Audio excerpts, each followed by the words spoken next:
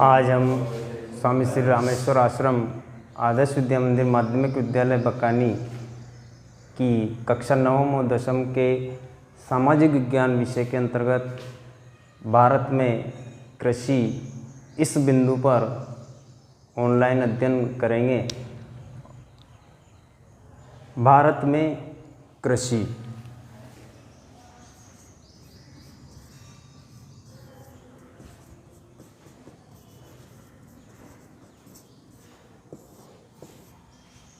हमें भारत में कृषि का कुछ सामान्य ज्ञान होना चाहिए। भारत बहुत प्राचीन समय से कृषि करता आ रहा है। भारत एक कृषि प्रधान देश है। कृषि प्रधान देश होने के साथ साथ अधिकांश जनसंख्या यहाँ की कृषि कार्य करती है। यदि देखा जाए तो भारत में अभी भी 49.8% लोग कृषि कार्य में लगे हुए हैं। कृषि कार्य में लगे हैं। इससे पता चलता है कि भारत में अधिकांश जनसंख्या कृषि कार्य कर रही है और कृषि से हमारे यहाँ 13.7% आय राष्ट्रीय आय में प्राप्त होती है, जो कि बहुत कम है। देखा जाए तो जितनी जनसंख्या कृषि कार्य कर रही है उस अनुपात में बहुत कम आय सकल घरेलू उत्पाद में इससे हो रही है। भारत के अधिकांश लोग जीवन निर्वाह केवल यूँ माने अपन पेट भरने के लिए कृषि करते हैं। जीवन निर्वाह कृषि करते हैं। व्यापारिक और अन्य प्रकार की फसलों की यहाँ बहुत कमी देखी जाती है। इसलिए भारत कृषि क्षेत्र में पिछड़ रहा है। लंबे समय तक जब भारत कृषि करता आ रहा तो यहाँ कृषि के स्वरूपों में भी परिवर्तन होता रहा है और बदलाव आ रहा है कृषि में। तो कृषि के प्रकार हम देखें तो कौन कौन से भारत में कृषि के प्रकार देखने को हमें मिलते हैं। दो आधार पर, दो रूपों में अपन कृषि के प्रकार देखते हैं। ऋतुओं के आधार पर, ऋतुओं के आधार पर। दूसरा है फसलों के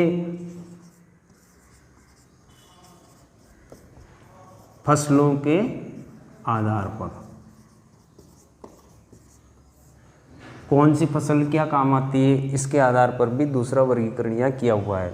सबसे पहले देखते हैं अपन ऋतुओं के आधार पर यहाँ कृषि कितने प्रकार की होती है। तो ऋतुओं के आधार पर 3 प्रकार की भारत में, क्योंकि 3 ऋतुएं हैं उसके अनुसार यहाँ फसलें बोई जाती हैं। ऋतुओं के आधार पर खरीफ, रबी, जायद की फसलें। और फसलों के वर्गीकरण के आधार पर 4 प्रकार की हम फसलें यहाँ देखते हैं। सबसे पहले खाद्यान्न फसलें। दूसरा है व्यापारिक या औद्योगिक, या इसको मुद्रादायिनी फसल या फसलें। तीसरा है बागानी और चौथा है उद्यान फसलें।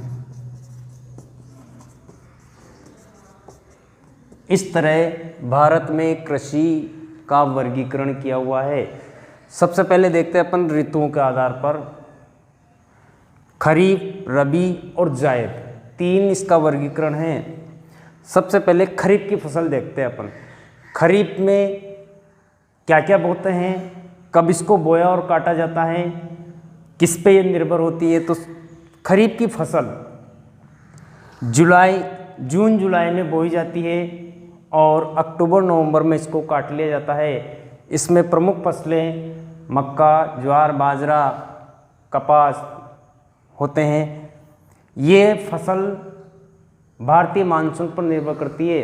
मानसून अच्छा होता है, अच्छा गिरता है, आगमन अच्छा होता है तो ये फसल बहुत अच्छी पैदा होती है, नहीं तो इसमें सिंचाई की आवश्यकता भी पड़ जाती है। दूसरी है रबी की फसल। रबी की फसल अक्टूबर नवंबर में बोई जाती है और मार्च अप्रैल में इसको काट लिया जाता है। इसमें गेहूँ, चना, मूंग, उड़द, धनिया, मेथी इस प्रकार की फसलें बोई जाती है। ये सारी फसल सिंचाई पर निर्भर करती है। यदि जहाँ पानी की सुविधा है वहाँ ये फसल अपन बो सकते हैं। तीसरी है जायद। जायद की फसल फरवरी से अप्रैल में बोई जाती है और जून जुलाई तक इसको काट लिया जाता है। इसमें हरी घास, चारा, तरबूज, खरबूज, ककड़ी इस प्रकार की फसलें इसमें शामिल की जाती है। पहला प्रकार है ये ऋतुओं के आधार पर। दूसरा है फसलों के आधार पर, जैसे खाद्यान्न फसलें, व्यापारिक, औद्योगिक और मुद्रादायनी फसलें, बागानी और उद्यान फसलें। इसमें 4 इसका वर्गीकरण है। 4 प्रकार की ये फसलें होती है। तो सबसे पहले देखते हैं अपन खाद्यान्न फसलें। भारत में कौन कौन सी फसलें हैं जो खाद्यान्न में शामिल की जाती है। और तो खाद्यान्न फसलों में गेहूँ, जौ, चना ये खाद्यान्न फसलें होती है। दूसरा है व्यापारिक फसलें या औद्योगिक या मुद्रादायनी। ऐसी फसलें जिनसे किसान मुद्रा प्राप्त करता है, जिनको बेचकर मुद्रा प्राप्त करता है। जो फसलें अधिक होती है उनको बेचकर ये मुद्रा प्राप्त कर लेता है। तीसरी है इसी में बागानी फसल। भारत में बड़े बड़े बागान होते हैं और बागानों में इसको उगाया जाता है। जैसे चाय कॉफ़ी के बागान हैं, गरम मसाले के बागान हैं। इस प्रकार की फसलों को अपन बागानी फसल में शामिल करते हैं। इसी तरह चौथी फसल है उद्यान फसलें। उद्यान फसलें फल और सब्जी इसमें रखते हैं। फल और सब्जी के जहाँ जो भी फल और सब्जी होती है वो सब उद्यान फसलें के अंतर्गत आती है। तो ये भारत में कृषि के प्रकार हैं जो 2 आधारों पर वर्गीकृत किया गया है।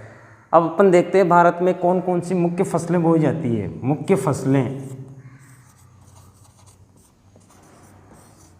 जो भारत अधिक मात्रा में बोता है, जैसे गेहूँ,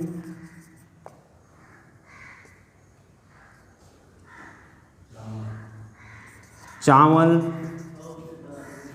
मक्का, बाजरा,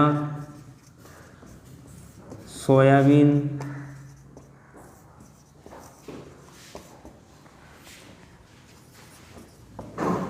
उड़द, मूंग,